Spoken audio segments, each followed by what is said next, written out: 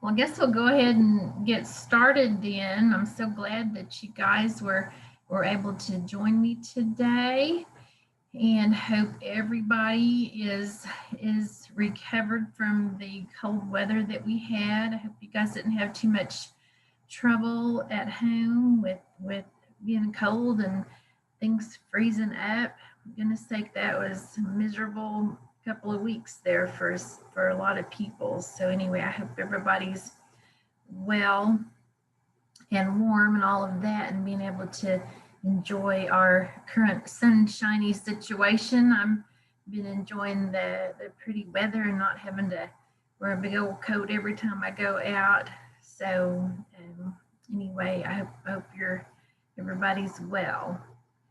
So just a little bit of news about things that are going on. Hopefully you guys have been able to look at Moodle. I know I have had a few students that have been without power. And so hopefully that has been fixed at wherever you are doing your homework at. The things that I need you to complete just by this Friday will be meats, poultry, and then there was a section on garde manger, I think it's called on Moodle. Please be sure that you have those things done by Friday. I'm going to be grading those things and posting your grades onto your grade cards, and I need to get those things. Need you to get those things turned in as soon as possible so I can get that done in a timely manner. If you're having any trouble with any of those things, if you'll let me know, I'm very happy to help you with those. Or if you're stuck on something or not sure where to look, please ask me about it, and I'm more than happy to help you with it. Okay, so some exciting news. Whenever you guys come to school tomorrow, for those of you that haven't already been here, this week we're wrapping up for the year two students that garde manger section, which remember that things that kind of fall into that are going to be things like sausage making, and that is what we are going to do tomorrow. Have you guys ever made sausage before? I haven't. I haven't either. Okay, well, this will be a new experience. And, I was telling some of the other groups that I have made just like breakfast sausage before, just like ground pork sausage before, but I have never made the actual stuffed tube type sausage, like Italian sausage.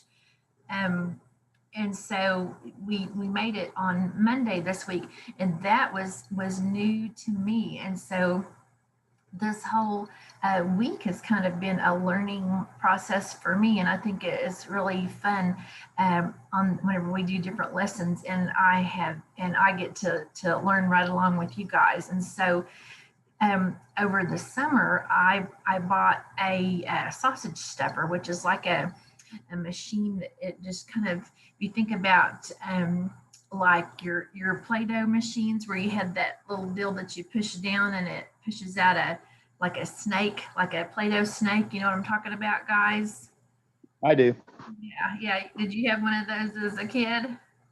Yeah, Pretty I do fun. like to. Yeah. So this sausage maker works really similar to that.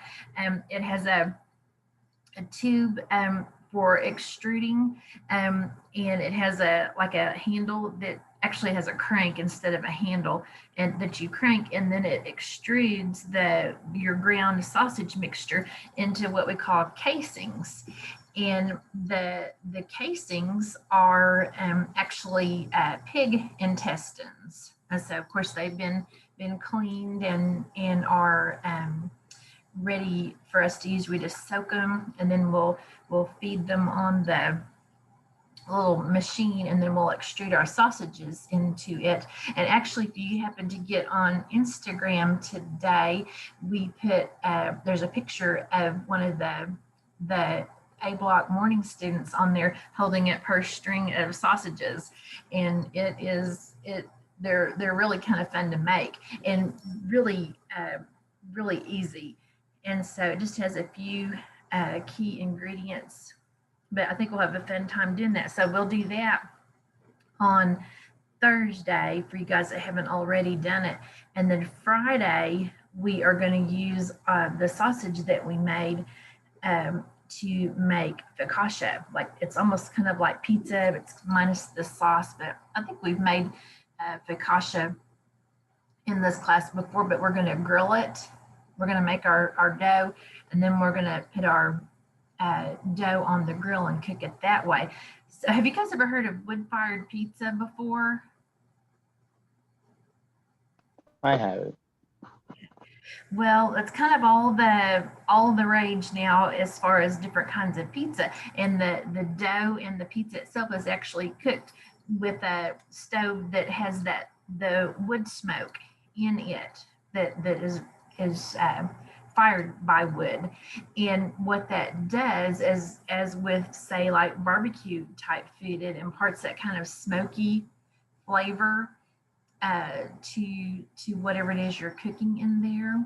And it's really a different taste than just pizza that's cooked in an oven. And so we'll do that on Friday. We'll work in here in the classroom on the grill and actually grill the bread. And then we'll put our toppings on and then those in our pizza oven. So I think that'll be a fun day too. And I hope you guys will enjoy that. Okay, any questions or ideas about that?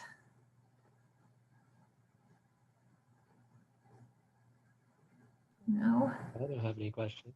Okay. What's your I favorite understand. kind of pizza, Jaden? What? What's your favorite kind of pizza? Chicken bacon ranch. Oh, that is good. Chicken bacon ranch. Yeah, yeah. Anthony, what's your favorite? Mine has pepperoni, jalapenos, and bacon. Oh, that's a good one too. Okay. Yeah. So, lots of different kinds of toppings on a pizza. Really, pretty much anything goes. Anybody ever had a fruit pizza before? I haven't. Yeah. I just had a pineapple. Yeah, I was thinking you could have pineapple on it, or even like a dessert pizza. Sometimes you'll see like it, I don't know, CC's sometimes you'll see with like a straw or with a cherry pie filling on top, and then they'll have like a glaze, kind of glaze on top of it, almost like eating a donut. But some good stuff, huh? Yeah.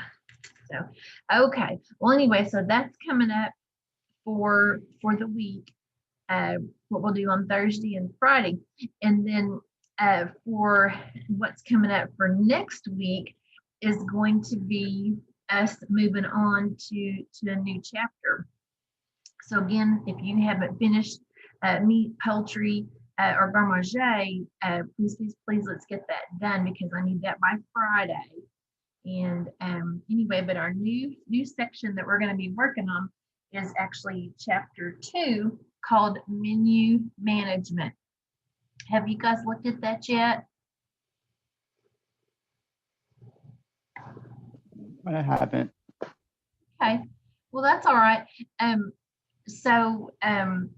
There it's not a real big section, and so it probably won't take us but just the week to get through it before we move on to something else.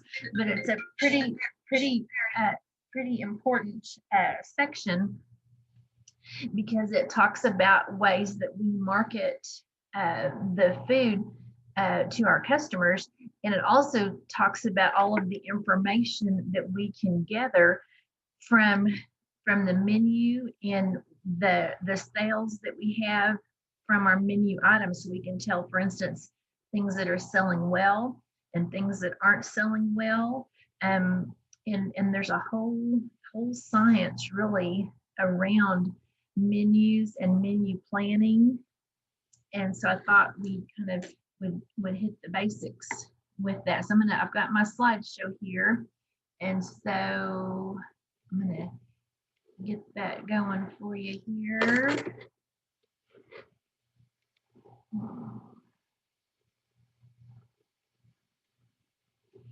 Right there's what I want.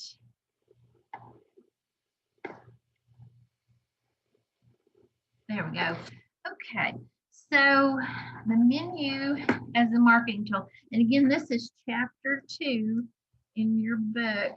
In case you need to look back on it, a lot of things, a lot of the questions and the vocab words that you're going to have this week will come right off of this slideshow.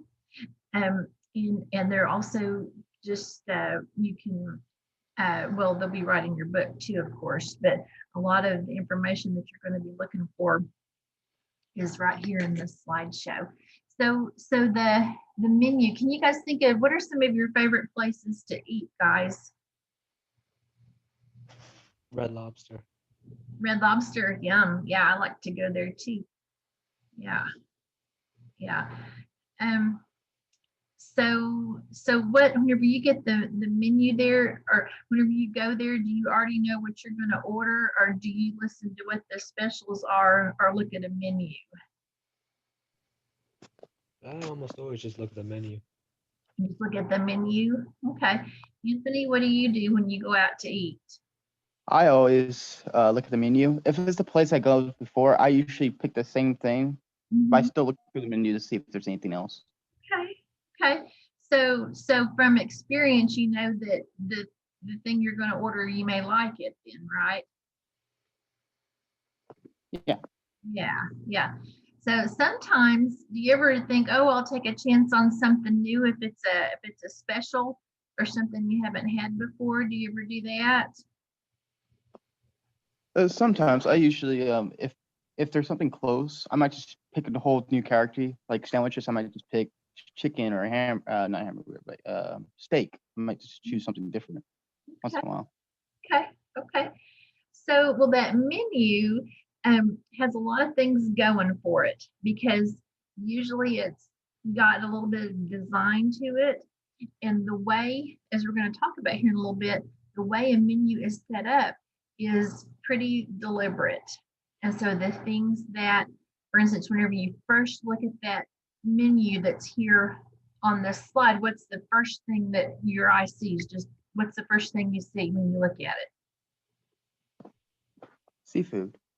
Okay, so you see the top word. My eye goes right to lobster.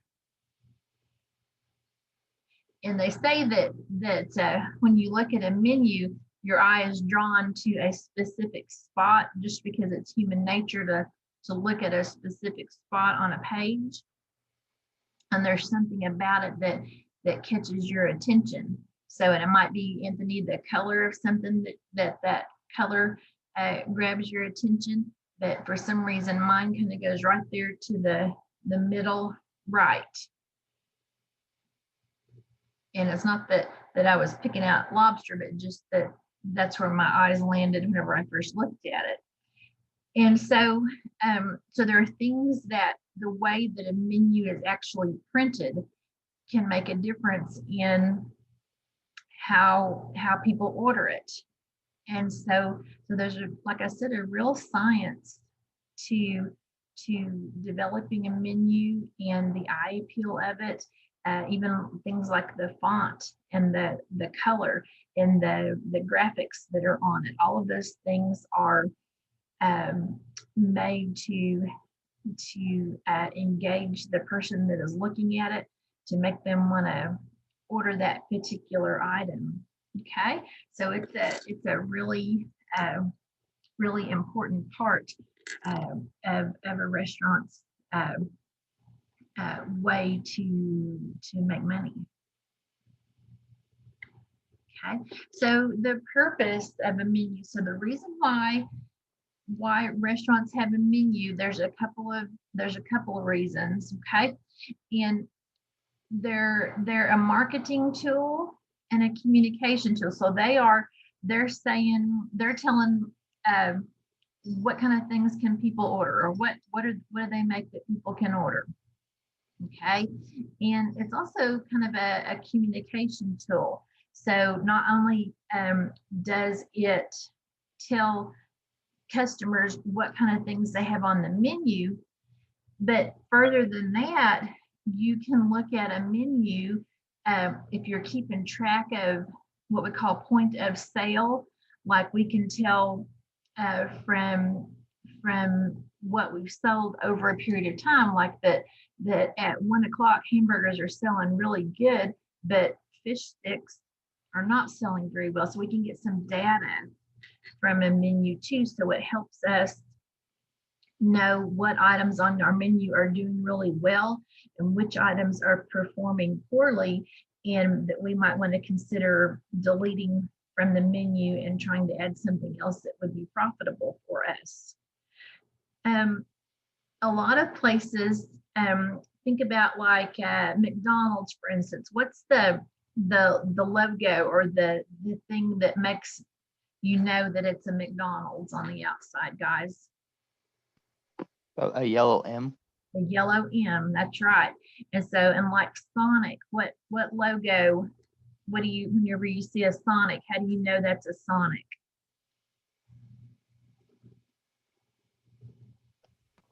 It looks like a rocket ship with their name on it. Sonic. Yeah. So, and that is all by design and identity. So every time you see the golden M or the golden arches, you know, hey, that's a McDonald's, right? And that's pretty much international, all around the world. That M is the same, and so we know, hey, that's a McDonald's. And so that's the kind of the same thing with a menu. For instance, Red Lobster, like Jaden said a minute ago, you know, that is a national, probably international food chain. And they have their cheesy biscuits that they have there. Those are all the same in every restaurant. And so people come to know that brand, and they know when they see that sign, they know what they're going to expect when they go in that restaurant. And so those are all things that that we can develop partly from a menu. So we have that identity that, you know, we're a hamburger place, or like Sonic, for instance. They specialize in fast food, and you know, their identity is a drive-in and car hops and that kind of thing, as opposed to a dine-in restaurant like Red Lobster. And so those are things, you know, we've over time developed an understanding of those restaurants and the kind of service that we would expect from either one of those places. So does that kind of make sense? Whenever you see a menu, you are marketing on that menu the kinds of food that you have, and you are also able to collect data to see what you've ordered. And so it's like a brand that you're creating, so people come to understand what it is that you have to offer at your restaurant. Okay. All right, so a menu has two functions, and this is a question actually that you're going to need to answer. That's one of your, for this week, one of your questions. And actually, menu serves two purposes. And one of those things, like we were talking about, we need to know who our customers are. Okay. Are we, you know, are we serving a lunch crowd that has a short amount of time to get their food and get back to work on time? Or are we serving, you know, a more leisurely evening kind of group? Are we serving mainly to families or to teenagers? Or do we serve all of those kinds of people? And then the other thing is, what kind of food and what kind of service do these people expect? You know, if we are doing a quick serve, like a McDonald's, like a walk-up counter, we're wanting it to be inexpensive and fast if we're going to McDonald's. But if we're going to, let's say, Red Lobster, we know that that's going to take a little bit longer. and that we're going to go in and sit down and we're going to have the expectation of table service and our drinks being refilled as we need it, and maybe multiple courses, like we might have a starter and then our dinner and maybe have dessert at a more leisurely pace. Okay.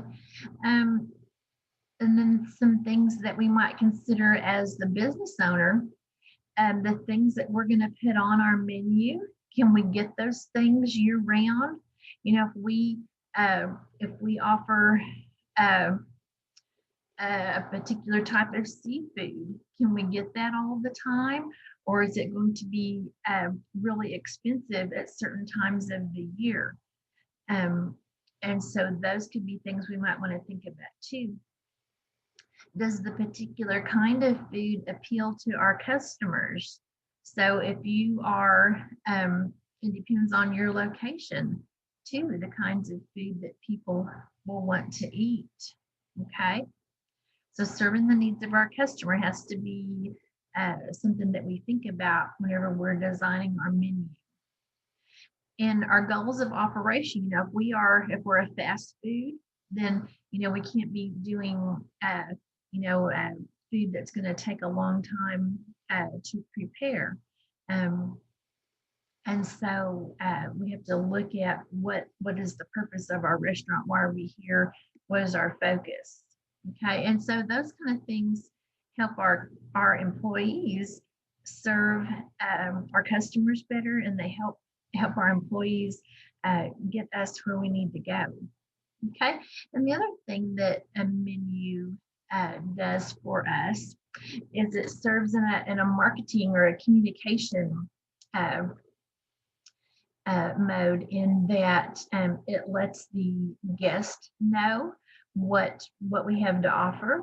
It sells the product. It describes the, I don't know, like the burger, it describes it and tells them how much it costs.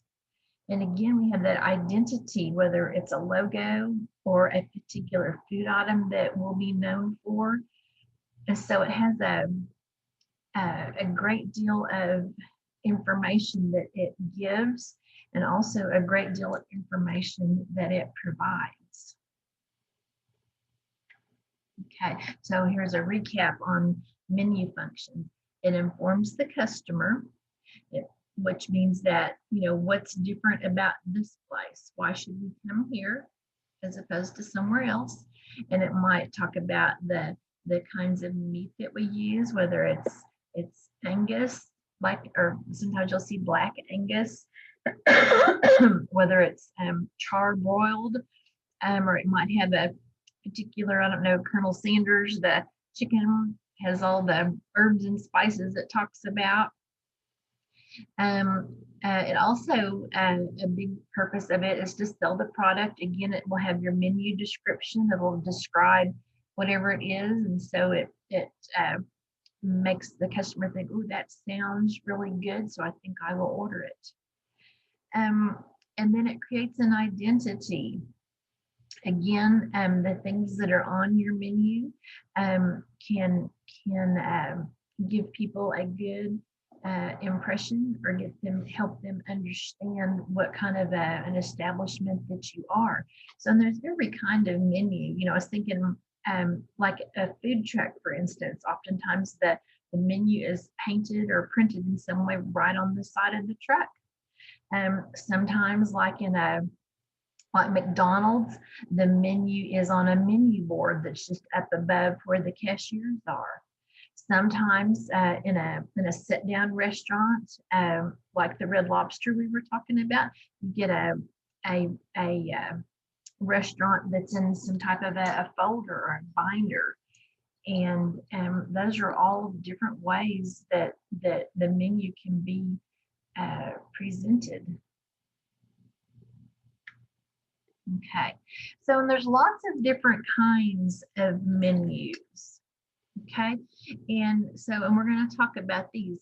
Something that's a menu that's a la carte, which is this first one here, means that everything is priced separately. So for instance, if you got chicken would be one price. If you got a baked potato, the baked potato would be a certain price. If you got mixed vegetables, the mixed vegetables would be a certain price. And so each thing that you order would be priced individually on the menu. Now, sometimes you'll see it like in a walk-up where you can order things individually. Sometimes you'll see it on a menu. A lot of times, nicer restaurants will have things where you can order things individually priced. Okay. Here's another one that's called du jour, and that means is French for of the day or the day. Okay. And so du jour means that a particular menu item would be available on a particular day. So for instance, if you've heard soup du jour, have you ever heard that before? Soup du jour?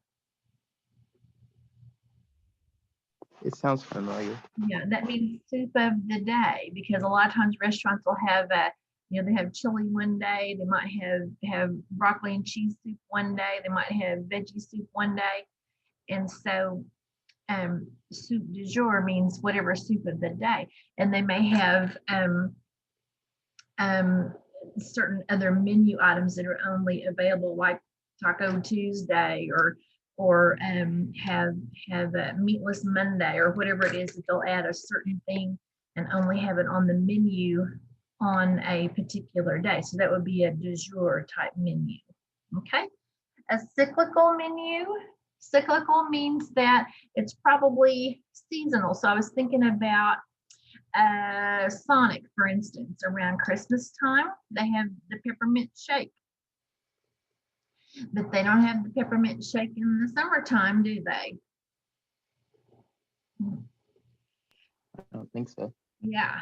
And so things that are cyclical may be seasonal, that, in the summertime, all the fresh vegetables and things like that. So there may be more salad and veggie type things on the menu.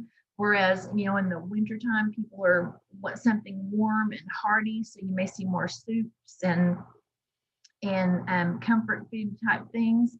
And so it may be that would be cyclical, which means that the menu is not, set the same way all the time every day. So it may change different, during the months of the year. Okay. Limited menu means that we only have a few things on the menu. And I was thinking about that, like maybe like on a food truck, for instance, that they may only do one or two things. They may have I don't know, like hamburgers and hot dogs. They might only do pizza. So limited menu. We've been doing that at school a lot. How you get a couple of choices for break, and that's pretty much it. And so that would be a limited menu. So smaller operations oftentimes will have a limited menu where it's just a few items that are offered. Okay. Limited time offer means that it's something that we're not going to keep on the menu for a long time, but we wanted to do a special. And so that might be like in the summer, if we want to do like a strawberry dessert. Well, when strawberries are really prevalent in May and June, we could do that.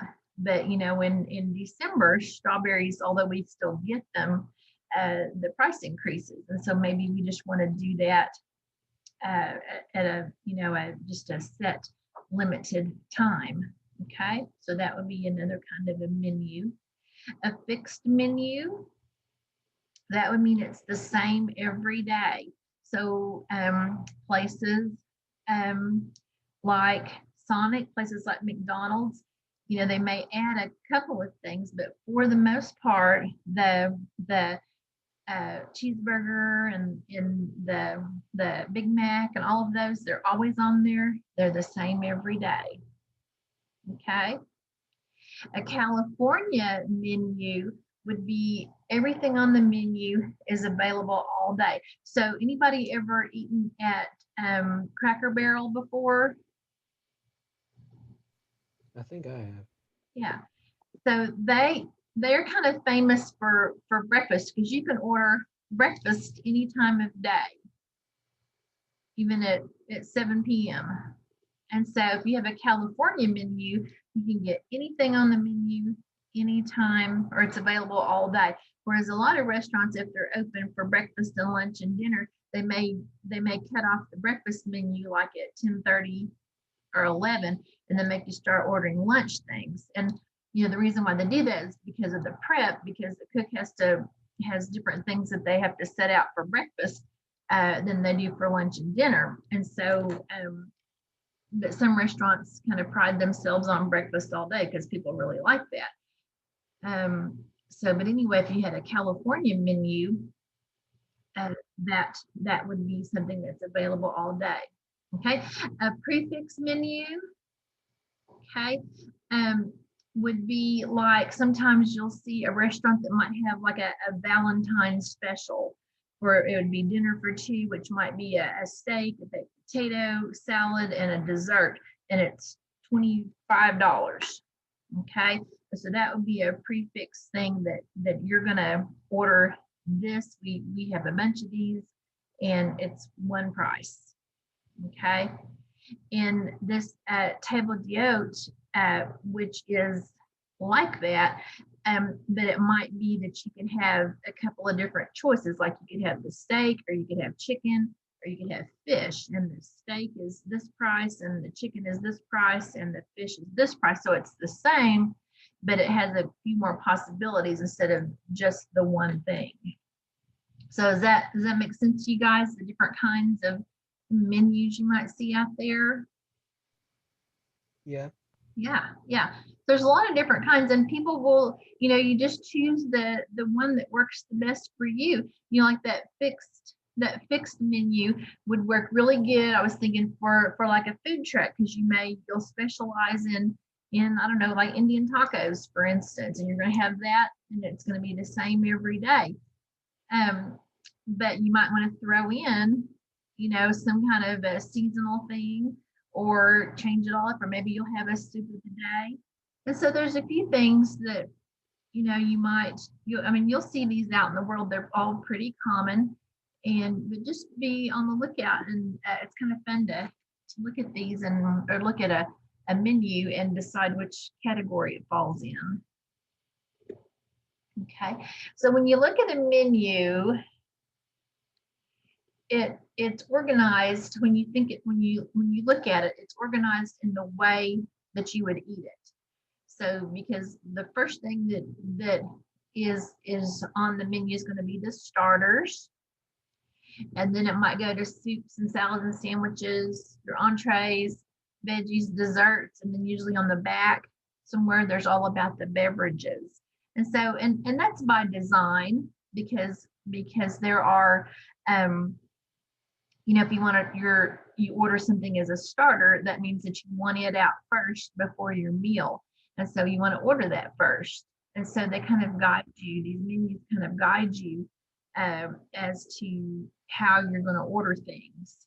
And again, it's a real science how menus are organized and how they're placed where people, where their eyes go first onto the page, the font and the font size, all of those things, the different kinds of pictures and graphics, all of those things are by design. They're on purpose to get people to be interested in a particular kind of or particular item that's on the menu.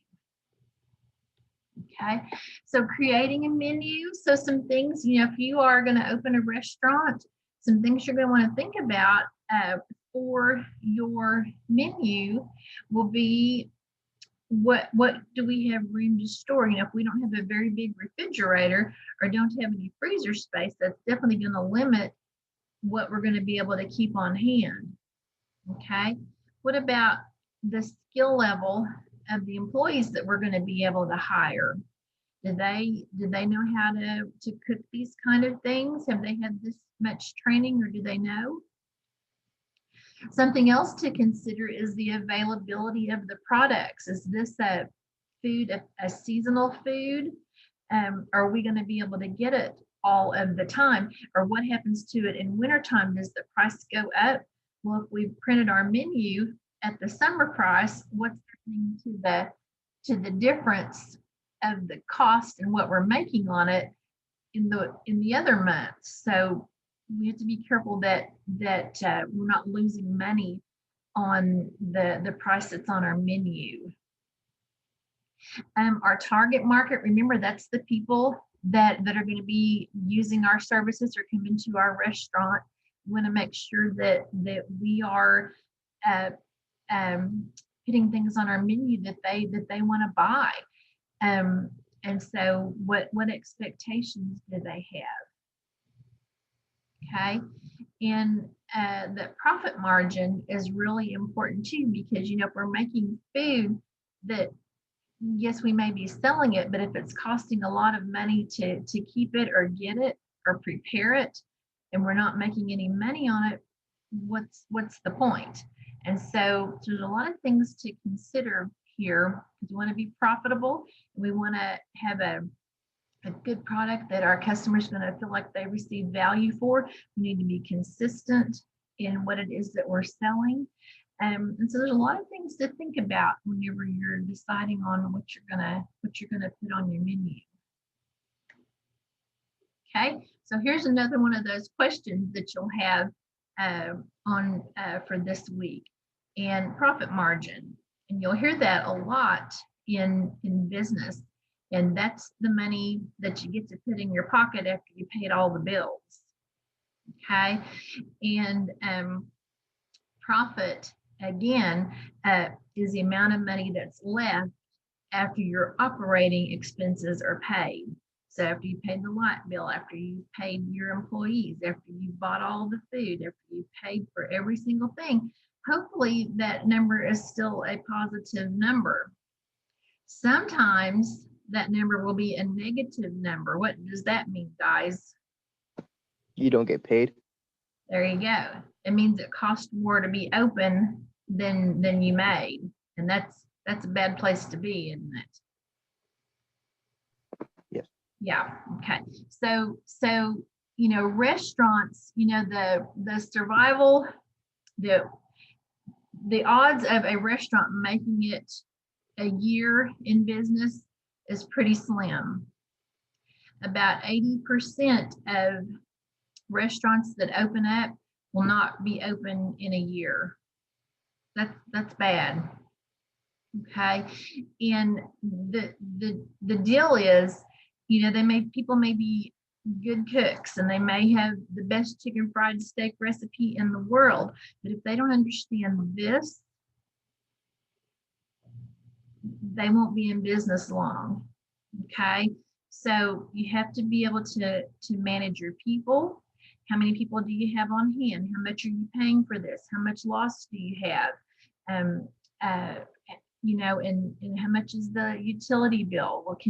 Why aren't people coming in? What's going on with how are you going to offset all this COVID stuff that's going on where people aren't coming into restaurants anymore? How can you work to get your food out, even though you have to follow these rules? I mean, there's so many things, and the restaurant business right now is one of the hardest hit businesses industry around due to the COVID problem, because people aren't going out to eat. And so restaurateurs that have gotten smart have figured out, well, how can we get food to the people? So delivery, food delivery is just gone through the roof, and the restaurants that are offering maybe like a grocery store service where people can buy things other than just prepared food. That has been a whole new way of thinking about getting your food to people. And so clever entrepreneurs are finding ways to deal with whatever their current problem is, and getting that, making sure that we're making enough money at the end of the month that we can survive. A lot of businesses have a target margin.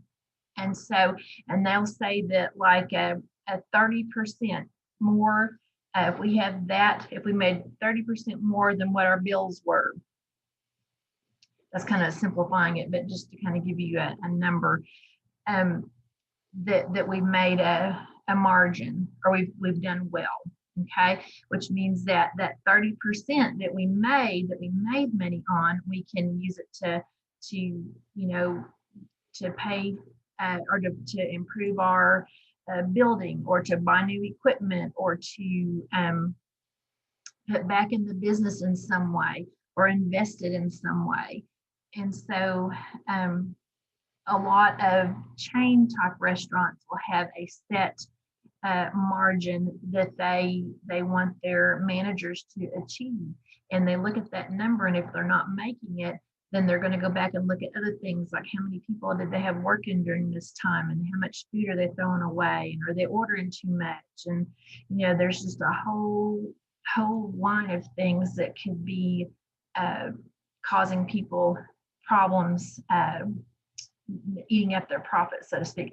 But there's a very fine line between making money and going in the hole.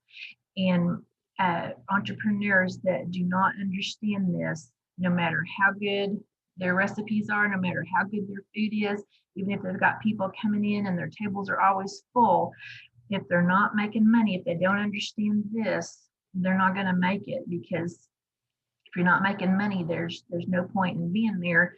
And eventually you'll have to shut down because you won't be able to pay your bills. And so it's just really important that entrepreneurs and business owners and managers get a really good handle on understanding profits, losses, and how we make money. Okay, menu design. So there's all kinds, and usually it'll kind of go along with the theme of the restaurant. So anybody ever been to a 50s diner? I haven't. Yeah. Whenever I went to a fun one that was like it had like a 50s kind of Elvis thing going on, and things where it was black checkerboard, and it had the little white people all wore little the girls wore pink piddle skirts, and the boys wore white shirts with black pants and saddle shoes.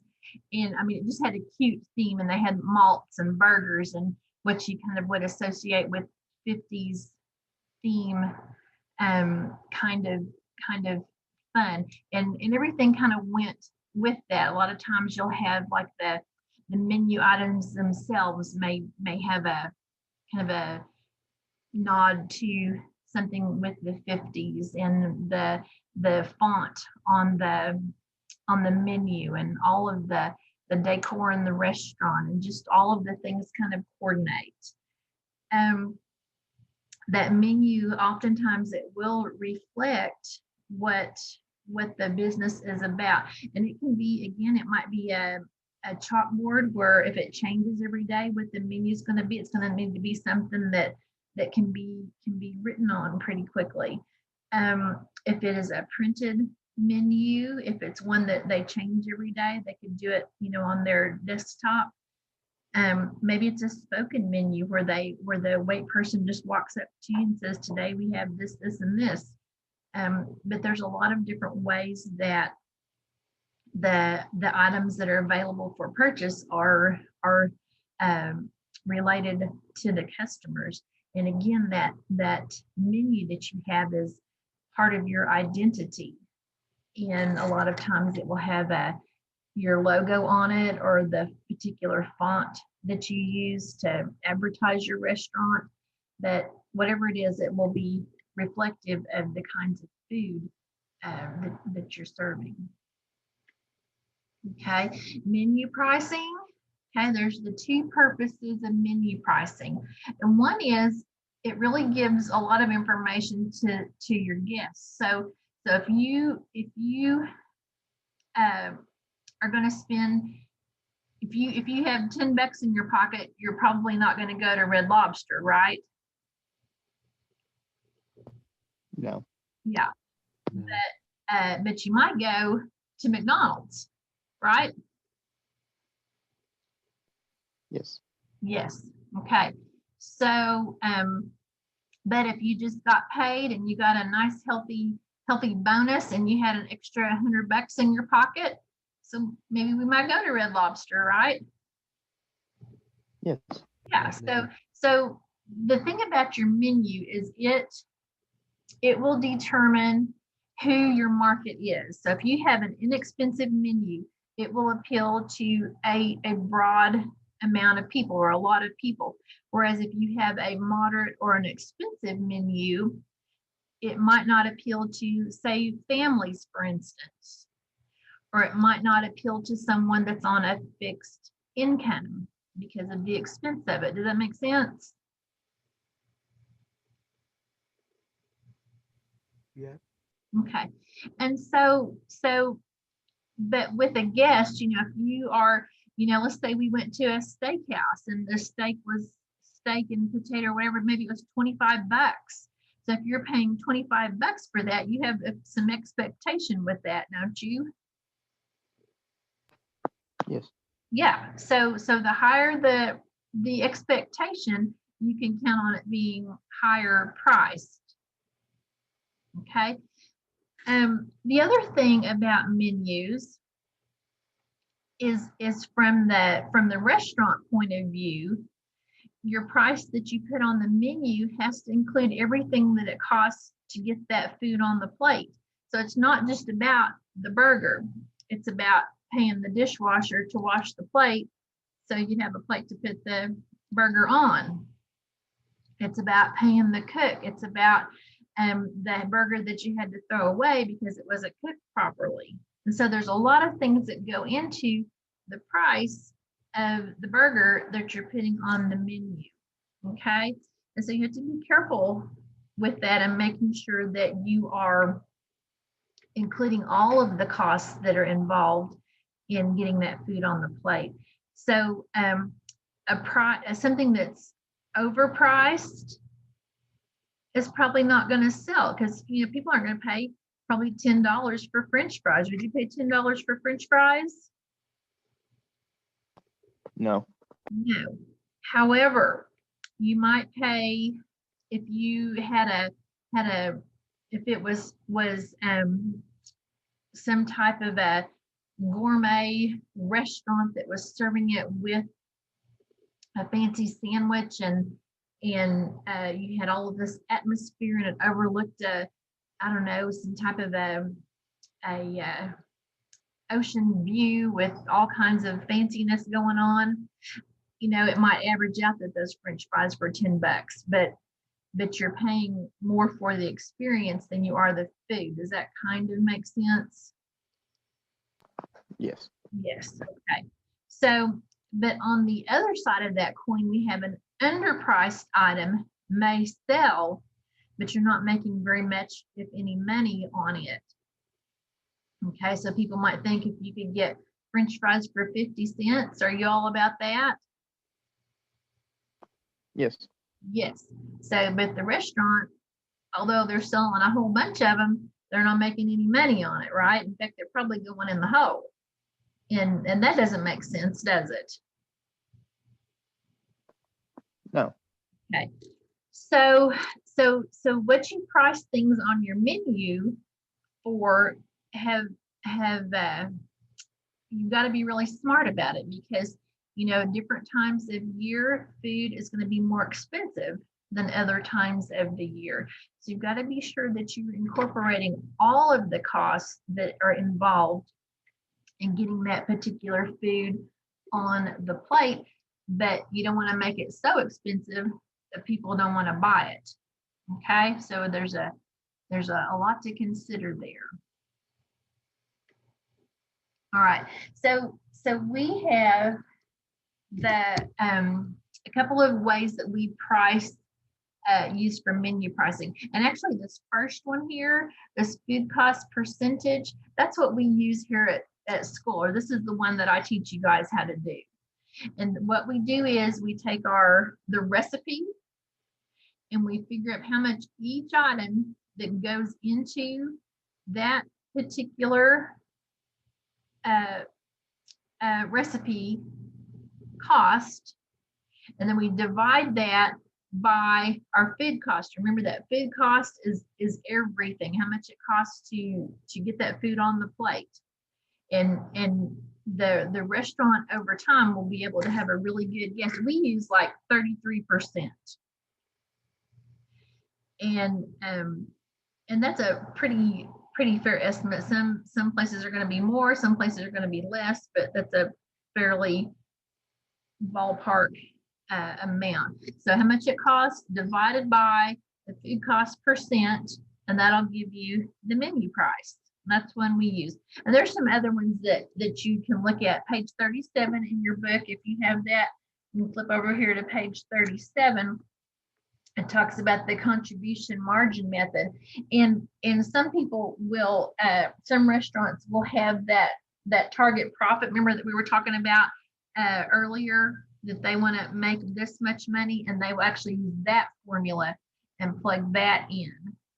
And that's another way to come up with the menu pricing. And so it just depends on what information you want to use. Okay, but the one that I teach you guys how to do is this one, this food cost percent method.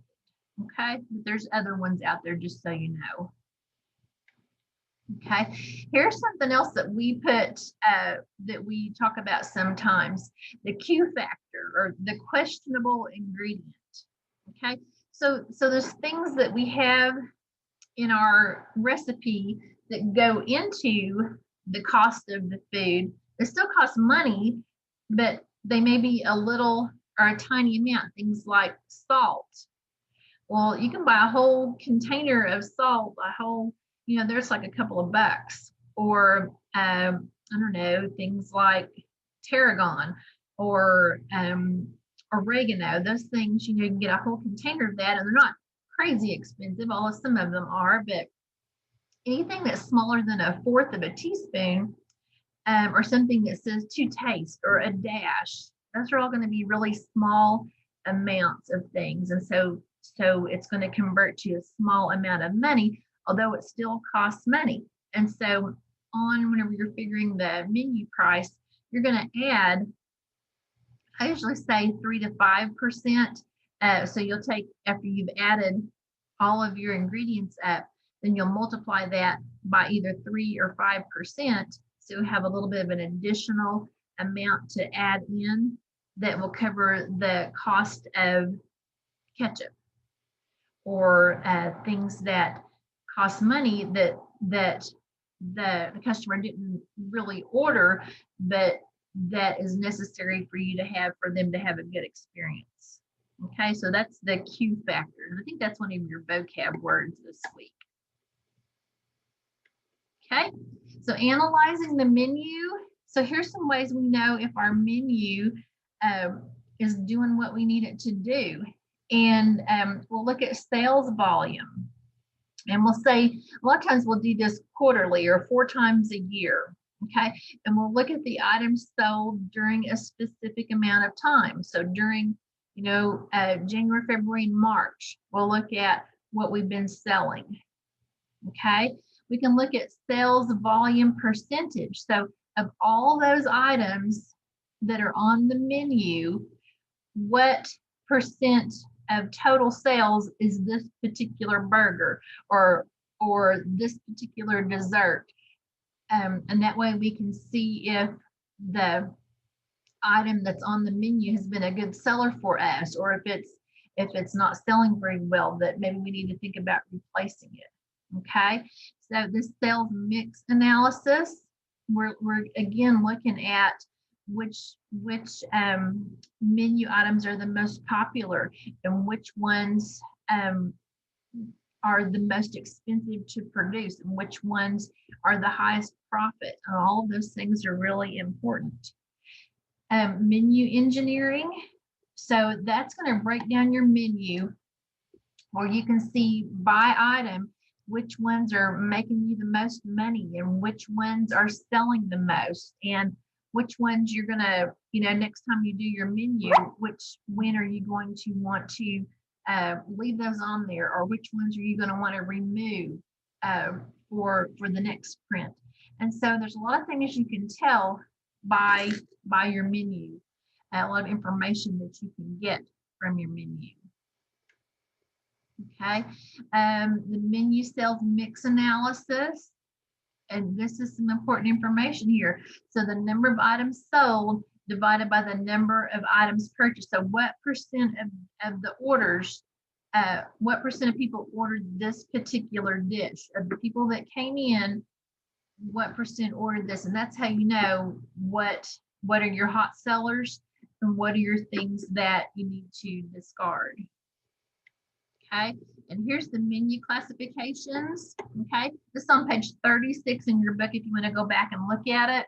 Okay, a star, that's what you want. You want a menu item that's profitable for you and that's popular for your customers, and that's a win-win for everybody. Okay, if you got a plow horse, that's a menu item that's popular with your customers, but it's not quite as profitable as the star. So probably you want to keep it, but maybe think about moving it to a different place, maybe on your menu, or just keeping it as is. A puzzle, that's a menu item that is not very popular with your customers, but when they order it, you make a lot of money on it. And so it maybe it's the physical placement of it on the menu. Maybe they're just not seeing it. Or it may be the way the photograph of it doesn't look appetizing. I mean, it could be a lot of things. And so that might be one that you want to move around or reword the description. So that's why it's called puzzle. And then a dog is a menu item that is unpopular and unprofitable, which means it needs to go. Okay, all right, so that is the last of the slideshow. So what did you think about menus? It's neat. Yeah. It made me think, because if I do get a business, I wonder how I would do it. Well, that is an entire career all in itself, is menu design, menu planning. There's lots of companies out there that will help businesses and entrepreneurs plan their menu, and there's, it's a real science to it, as far as human nature and how people look at things, and colors and fonts, and just how the brain works and all of those kinds of things. It's really interesting to study that. So anyway, but I have some stuff on Moodle for you guys. If you'll go to menu on Moodle for this week, you'll see some study questions. There's 5 study questions, and then there's some vocab words on there. And anyway, if you can get those done for me, that will be fantastic. I look forward to seeing you guys tomorrow, and hope you have a good rest of your week. Right. Bye, Miss Merriman. Okay, we'll see you soon. Bye. Bye. Have a good day.